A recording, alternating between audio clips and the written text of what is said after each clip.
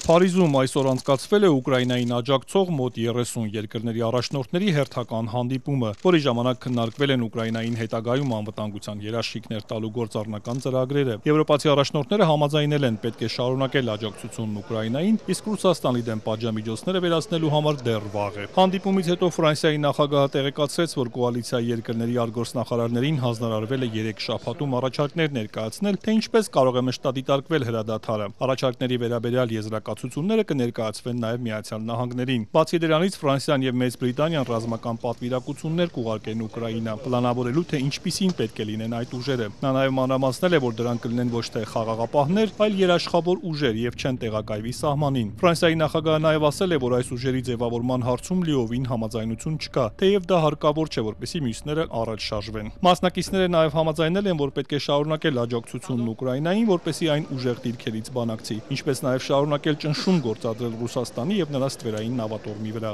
La paix par la force, c'est pas de commencer par enlever les sanctions. Մենք պետք է խաղաղություն նվաճենք, պետք է համոզվենք, որ Ուկրաինան լավ դիրքերում է բանակցությունների ընթացքում։ Բոլոր երկրները համաձայնեցին, որ պատժամիջոցները հանելու համար դեռ վաղ է։ Qui a été agressé, qui a déjà fait un geste. Մեծ Բրիտանիայի վարչապետ Քիր Ստարմերն իր հերթին հայտարարեց, թե բոլորն են համաձայնել, որ Մոսկվան փորձում է ձգձգել պատերազմը։ Հետևաբար Ռուսաստանի դեմ պատժամիջոցները, որոնք Մոսկվան որպես նախապայման է օգտագործում Սև ծովում հրադադար ապահովելու համար, պետք չէ վերացնել։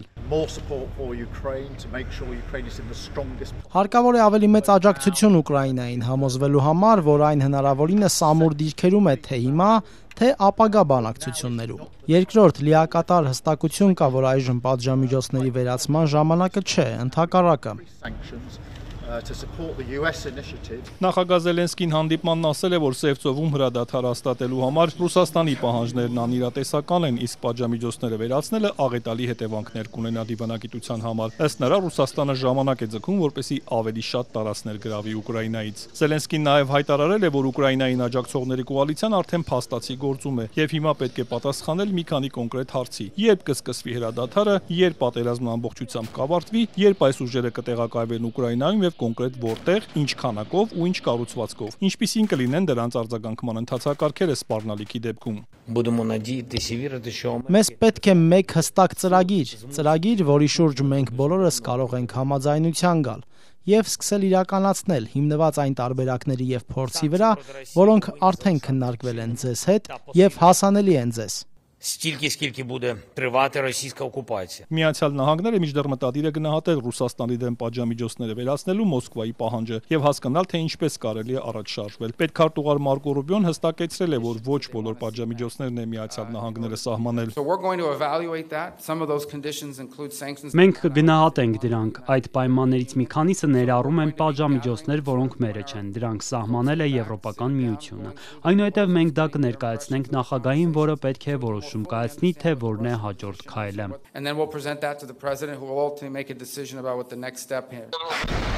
Այս ընթացքում ռուսական զինուժն անօդաչուներով հարվածել է Դնեպրին, Սումիին, Խերսոնին եւ Խարկովին։ Խարկովի բնակիչ Հաննա Գլադկովան ասում է, որ անօդաչուի հարվածի ձայնը լսելիս դուրս են եկել միջանցք, հարվածն այնքան ուժեղ է եղել, որ դուռը պոկել ու նետել է իրենց վրա։ Նա ասում է, որ ոչ ոք չի հավատում, որ Ռուսաստանը կգնա հրադադարի։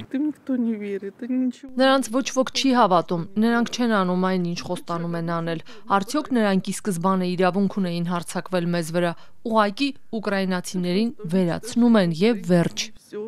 Նատալիա Ռումյան-Ցևան էլ ասում է, որ շատ ծանր գիշեր է եղել, հարվածի հետևանքով զրկվել են ջեռուցումից։